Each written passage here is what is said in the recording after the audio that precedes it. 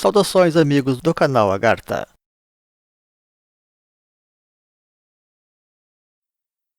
Neste trabalho, regressaremos a um tema recorrente em nossas análises sobre as iniciações humanas, que são os chamados 4 inimigos do homem de conhecimento, descritos na literatura de Carlos Castaneda. Desta vez aplicaremos, porém, tais princípios ao plano da evolução coletiva da humanidade através das chamadas raças raízes, e que representam etapas culturais da nossa evolução antropológica, em termos inclusive científicos, quando vistos à luz da boa tradição e sem os véus que, por vezes, cobrem este tipo de conhecimento. Neste caso, a própria sabedoria pré-colombiana, como a maia e a asteca, corrobora ou embasa as presentes colocações. Incluiremos, pois, dados cíclicos, tais como científicos, que possibilitam uma compreensão clara destes processos coletivos de evolução, à luz dos desafios que essas sociedades ou civilizações se colocaram para poder evoluir cultural ou espiritualmente, tal como as respostas que encontraram para superá-los.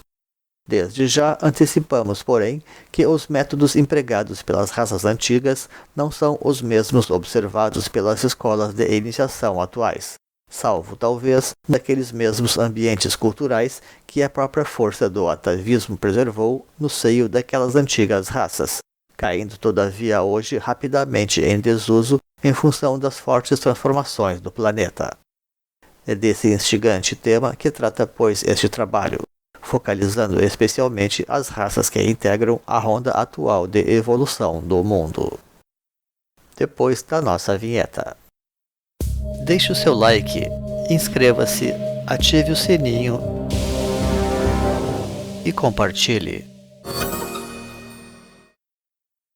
A importância do conhecimento das raças raízes, e que na prática significa tão somente um aprofundamento dos saberes antropológicos tradicionais, está no fato de que, através da compreensão das práticas culturais coletivas, é possível obter muita informação sobre a natureza da espiritualidade e da iniciação característica de cada sociedade. Podemos até mesmo dizer que este conhecimento aproxima o ser humano ainda mais da ciência de si próprio. Se, na tradição de sabedoria, o conhecimento do macrocosmo é oferecido como uma referência para a orientação do microcosmo, então a compreensão do mesocosmo sociocultural pode muitas vezes representar uma fonte de informações ainda mais rica e objetiva para o indivíduo. Sim, o próprio macrocosmo já tem muito a oferecer enquanto orientação para a humanidade, seja pelo conhecimento das leis cósmicas naturais ou pelo próprio simbolismo astrológico em questão, tal como pelos exemplos que os avatares ou encarnações divinas legam para a humanidade. Porém, as práticas socioculturais já representam muitas vezes a coisa em si, são o próprio modelo de conduta da humanidade na sua observância das leis cósmicas. Por isso, conhecer a antropologia profunda também é compreender a própria evolução humana sedimentada no curso da história. Antes de entrar, porém, no nosso assunto, seria importante tratar de alguns aspectos pouco conhecidos da questão, a fim de situar melhor o contexto das raças raízes atualmente em curso. Eis que a ciência das raças representa uma forma de astrologia ainda pouco conhecida, e este pouco que se sabe está todavia repleto de véus e de generalidades. Sucede que boa parte da filosofia das raças tem por base a evolução de raças anteriores às da humanidade atual e que originaram as hierarquias espirituais que hoje coordenam a evolução humana. Estas hierarquias, como evoluções precursoras que são, terminam sempre por semear a evolução humana futura com muitos milênios de antecipação. Assim, as raças que nos importa analisar aqui são aquelas que pertencem à atual ronda mundial de evolução, porque somente à luz deste registro é que podemos encontrar a verdadeira ordem das iniciações atuais. Tal registro envolve então aquelas raças que costumam ser realmente nomeadas nos meios esotéricos, a partir da raça lemuriana, portanto. Este fato foi assinalado por Helena Blavatsky, de uma forma, porém, um tanto inexata, através da menção de que apenas a partir da raça Atlante é que começa a verdadeira humanidade. Tal concepção, que soa obviamente depreciativa para as raças anteriores, felizmente se tratou apenas de uma formulação equivocada, ainda que contenha certas verdades ocultas, tema que iremos desenvolver melhor todavia numa outra ocasião. Até porque a lemuriana associada à raça negra também terminou sabidamente por integrar na prática os esforços de transição da ronda atual, tal como revelam os relatos sobre Shambhala e seus divinos Kumaras. Posto isto, também devemos entender que cada raça raiz se destina a alcançar uma dada iniciação, e isso significa que pode haver uma sequência de graus a serem alcançados em cada raça, já que em cada encarnação precisamos refazer as nossas iniciações. Exemplos: a segunda raça, ou Atlante, acumula também 2 graus para organizar, e a terceira raça acumula 3 graus. Quanto mais avançada for uma raça, mais complexa ela naturalmente será. E isto é mais ou menos como acontece também com um ser humano à medida em que avança a sua idade e experiência na vida. E é uma forma de dizer que as iniciações são sempre cumulativas e não meramente substitutivas. Além disso, a energia da raça pode matizar todas as etapas de uma dada evolução. Exemplo: embora a primeira iniciação tenha uma base universal física, na segunda raça ela também será muito matizada pela energia emocional desta mesma raça. Por fim, tem-se o problema da verdadeira extensão dos ciclos raciais, que por vezes também são apresentados de forma muito exagerada. Adotamos então, e como colocado de início, o padrão de tempo pré-colombiano de 5.000 anos, por soar bastante científico e universal. Tratemos então da evolução da grande humanidade atual, o que nos leva a abordar também o próprio conceito de iniciação. Segundo Alice Bailey, iniciação é a disposição de um obstáculo que nos obriga a reunir as energias necessárias para superá-lo. Naturalmente, não se trata de todo e qualquer obstáculo, e tampouco de qualquer forma de encará-lo. Representa, isto sim, obstáculos que vemos como uma oportunidade para desenvolver as nossas próprias faculdades espirituais. No enfrentamento de desafios superados com sucesso, graças muitas vezes ao exemplo, à orientação e ao auxílio direto das hierarquias. E essa definição coaduna perfeitamente com a formulação existente em Castanheda sobre os desafios do caminho do guerreiro ou do homem de conhecimento, e que podem ser perfeitamente estendidos então à evolução coletiva racial. Para a sabedoria tolteca, o primeiro inimigo do buscador seria o medo. O medo representa a essência do nosso instinto mais primário, que é relativo à própria segurança, não limitando-se, porém, ao plano material, mas estendendo-se no mínimo também às questões emocionais. A solidão e o abandono representam, afinal, um dos grandes temores das pessoas. Geralmente, estes temores nos são afastados pelo meio familiar e social, que provê comumente o básico das nossas necessidades elementares. Por outro lado, o medo também pode aparecer muito cedo em nossas vidas, até mesmo antes de sermos capazes de formular qualquer espécie de conceito. Muita gente nasce já sob condições infelizes, ou cresce também sob o rigor de diferentes dificuldades, mesmo quando não padece exatamente de carências econômicas. Bem ou mal, crescemos nos adaptando às circunstâncias e aos desafios que o próprio mundo nos apresenta, até que algo possa nos fazer despertar para realidades maiores e de natureza mais propriamente transcendentes. Neste momento, descobrimos que toda a segurança material do mundo jamais será suficiente para nos trazer as respostas definitivas que necessitamos na vida.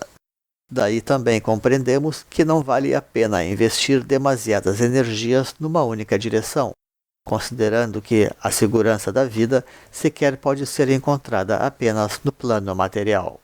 Nas raças primitivas, porém, esta preocupação levava apenas a um conjunto de crenças também precárias, como o animismo e a própria necromancia.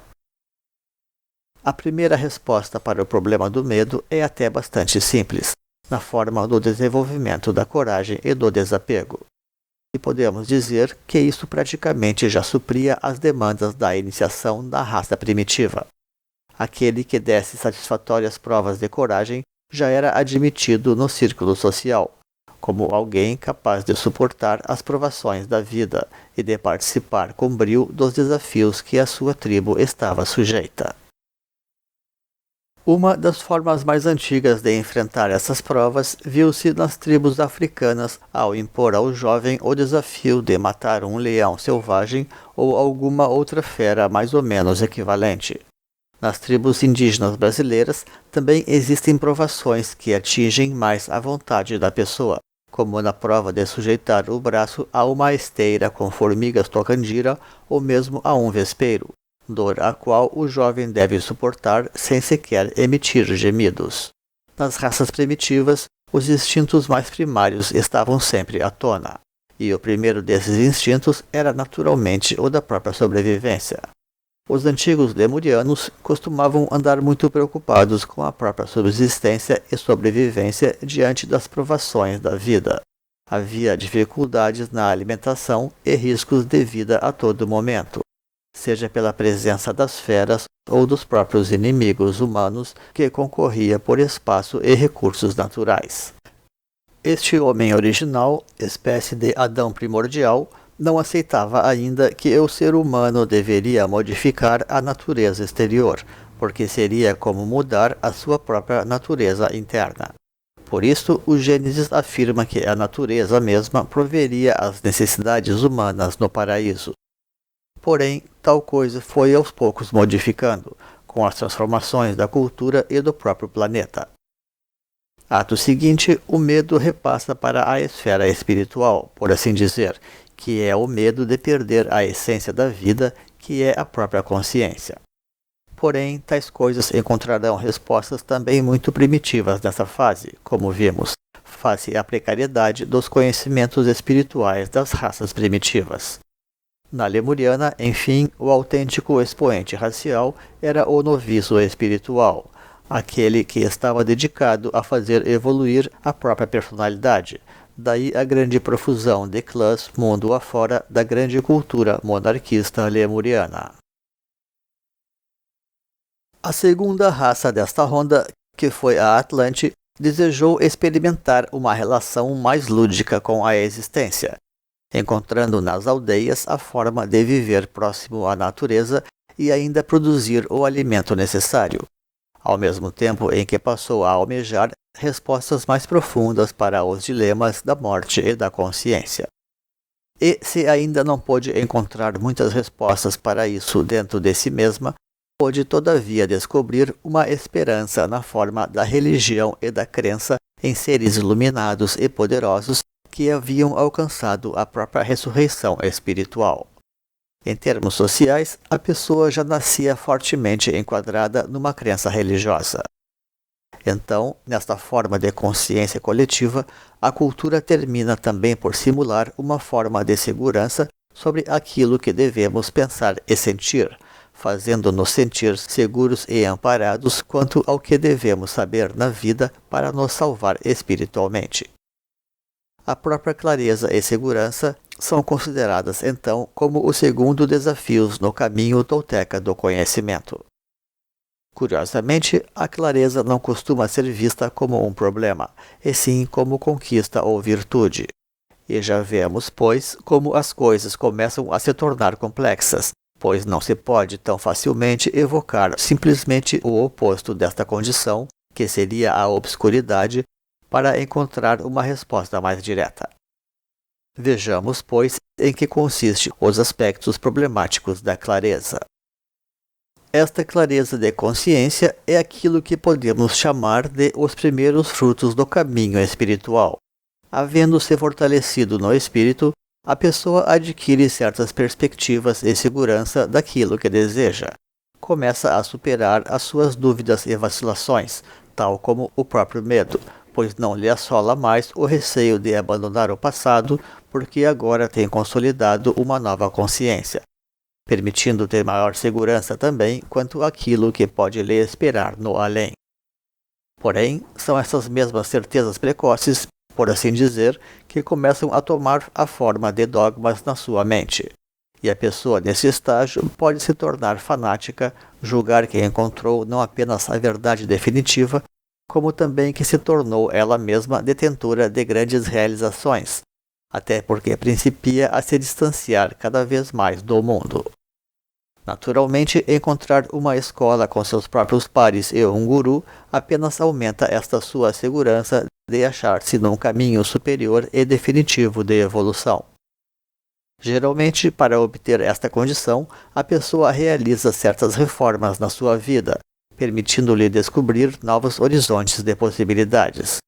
Contudo, numa outra forma ou via de percepção, uma clareza das coisas também pode ser conquistada algo artificialmente com plantas de poder. E esta representa realmente uma forte tentação para aqueles que veem na própria clareza um objetivo final da evolução interior. Como existe nesta prática primitiva uma dicotomia forte entre a experiência e o modo de vida, este tipo de clareza se torna ainda mais problemática para a integridade e a verdadeira evolução da pessoa. Contudo, e de qualquer forma, com o passar do tempo, ela poderá começar a acumular desilusões. Conseguirá, com isto, questionar a sua nova condição e a daqueles que vivem no seu entorno. Descobrirá que tem vivido dentro de bolhas e já não se contentará com este isolamento, seja por si mesma ou pelos outros. Entenderá então que existem outras práticas e conhecimentos ainda mais avançados. E, por fim, celebrará a conquista de todos estes novos esclarecimentos sobre a sua própria antiga clareza limitada de percepção, descobrindo inclusive que aquilo que julgava serem portas de percepção eram tão somente janelas passageiras de insights, pedindo por práticas cotidianas realmente reformadoras da consciência, e sobretudo fortalecedoras das suas próprias energias.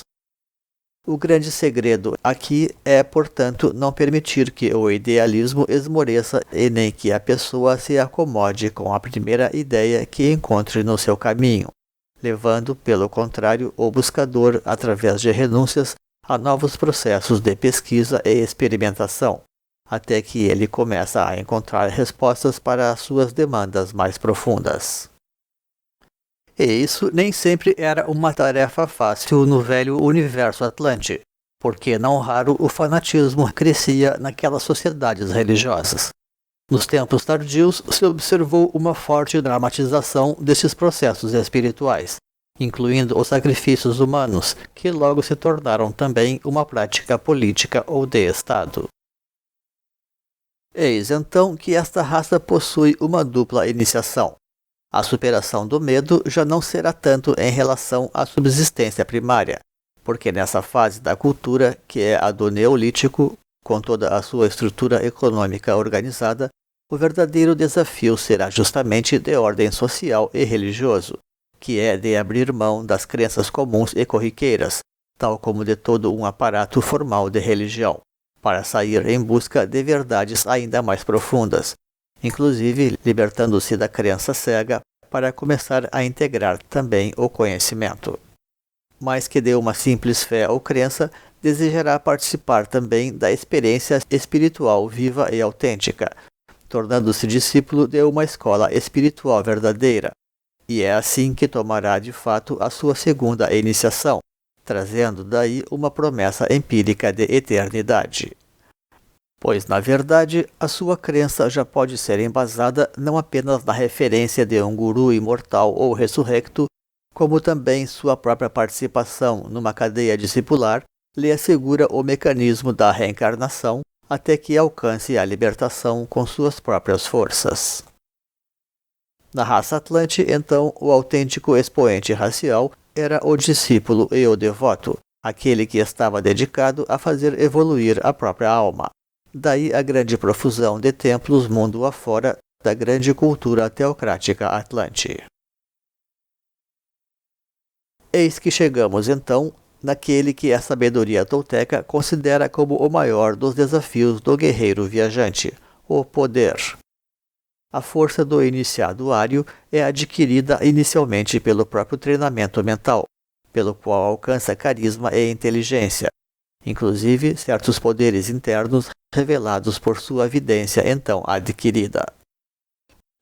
O treinamento espiritual do guerreiro fortalece o espírito e se destina, em última análise, à forja da liderança social, pois somente ao assumir uma missão coletiva, o iniciado pode avançar na sua própria senda. No plano espiritual, isto corresponde à conquista da iniciação solar, e na esfera social se alcança organizar assim a classe da nobreza ou da aristocracia. Como na história de Krishna e Arjuna, o iniciado ário era orientado a lutar pelo Dharma, que naquele contexto representava afirmar uma cultura eclética e universal, que na prática remetia a princípio à própria ideia de civilização.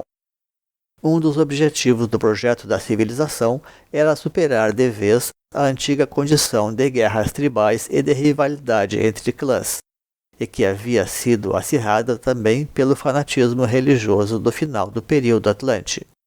Somente desde um ângulo realmente superior seria possível coordenar a diversidade humana dentro de um plano de harmonização, onde cada credo humano poderia caber como se fossem peças de um quebra-cabeça. Remonta a isso, pois, o paradoxo da luta pela paz e pela unidade das cidades-estado áreas. Eis que esse terceiro grau já representa um estágio de empoderamento humano, porém sujeito ainda a muitos desvios e limitações. O divisionismo dos guerreiros e a competição entre os próprios iniciados entre si é tema clássico na cultura universal, comprometendo com isto o poder de realizar uma mudança social efetiva, tal como o avanço da própria evolução para um plano mais avançado de consciência e liberdade.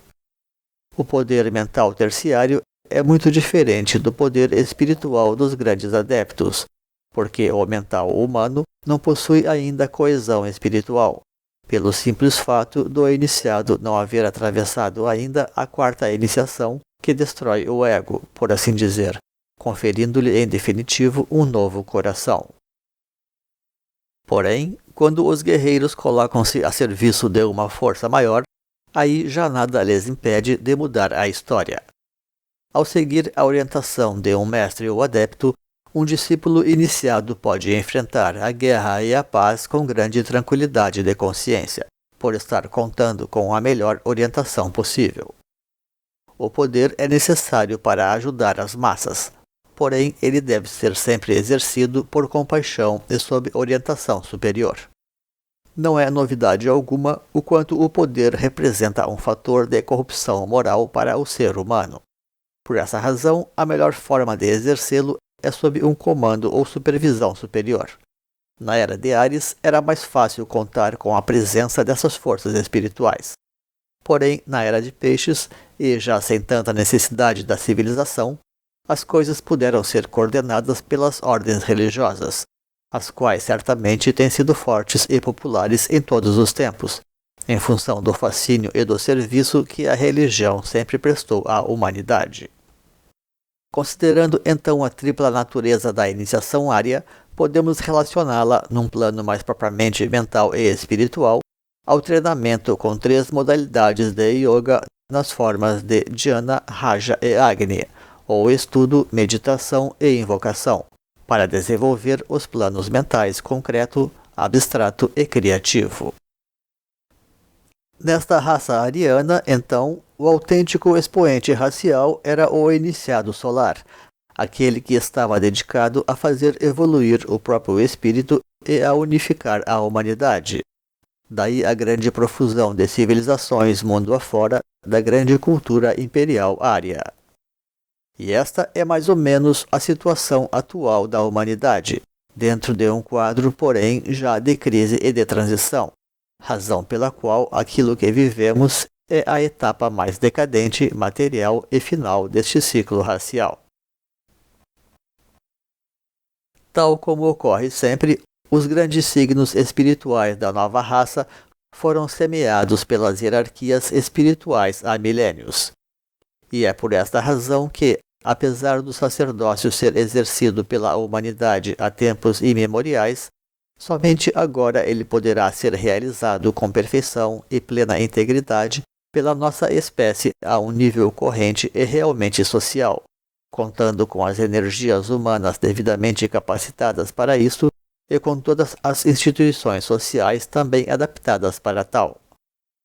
Podemos dizer, pois, que, tal como a raça ária foi eminentemente uma raça de guerreiros, a nova raça americana será uma raça basicamente sacerdotal, de sábios ou de filósofos. Este fato permitirá, então, enfrentar da melhor forma possível aquele que representa o último grande desafio do buscador espiritual, que é a morte, sempre segundo o ensinamento tolteca. Fisicamente, a superação da morte ainda representa uma esperança remota, pois certamente não teria possibilidade de acontecer senão num futuro distante, em termos naturalmente falando, por desenvolvimento de mérito moral e espiritual. No entanto, o ser humano é muito mais do que a sua forma, e no plano da sua essência há muito que ele vem buscando e encontrando as suas respostas. Naturalmente, tudo aquilo que o ser humano aprendeu no decurso da sua evolução, em termos de coragem, discernimento e valor, se translada agora diretamente para o plano espiritual, inclusive todos os seus enfrentamentos. Na realidade, isso não significa que ele deixará de atuar de todo no plano material para protagonizar apenas no plano espiritual, porque essa seria uma visão alienada das coisas. O que acontece realmente neste momento, tal como também sucede na vida do iniciado de quarta iniciação, é que o mundo espiritual se funde e mistura completamente com o mundo físico, que é coisa que define, aliás, a própria natureza da iluminação espiritual que a raça deve almejar então, e pela qual ela conseguirá começar a superar os seus últimos e transcendentais desafios.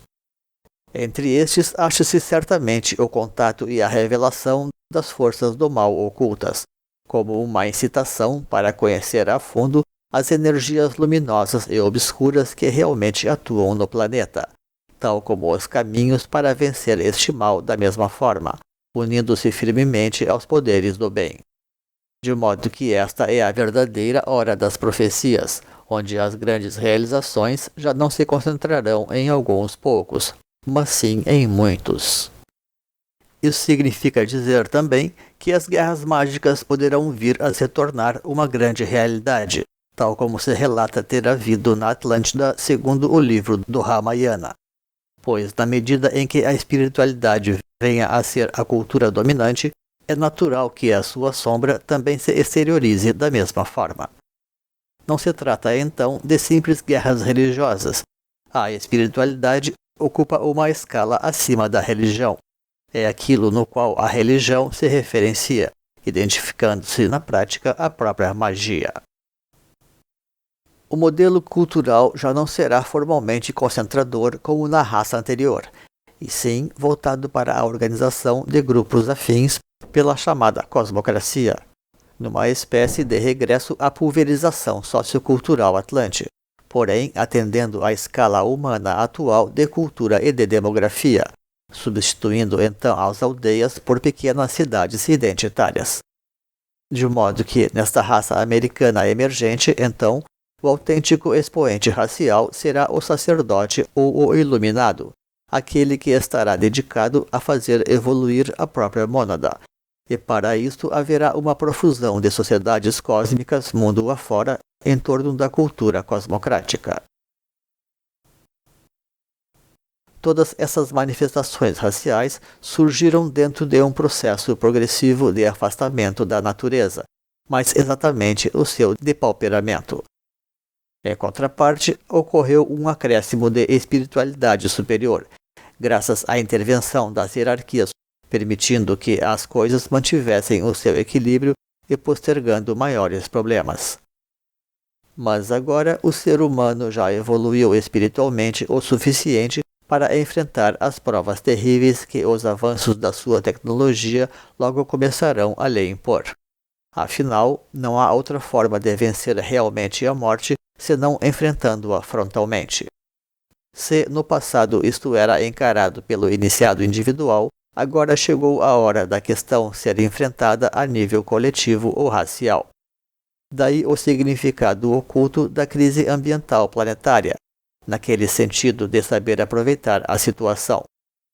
As próprias hierarquias sempre fazem esforços preventivos hábeis. Porém, a característica da Idade de Ferro é uma enorme incapacidade humana de seguir o bom senso e o conselho superior. Não obstante, a nova raça também representa um ponto de mutação por causa do iminente final de ronda, trazendo paulatinamente esforços para a recuperação natural do planeta através do seu próprio novo modelo de civilização, e onde naturalmente terá, da mesma forma, um papel fundamental as crises que ora se aproximam. A ronda futura, contudo, representará já a grande aurora da humanidade emancipada. E com isto encerramos a presente apresentação. Agradecemos então pela sua companhia. Deixaremos nos créditos links para vídeos, livros e blogs que possam enriquecer os conhecimentos sobre os assuntos desta apresentação. Um grande abraço e até uma outra oportunidade neste canal. Pax.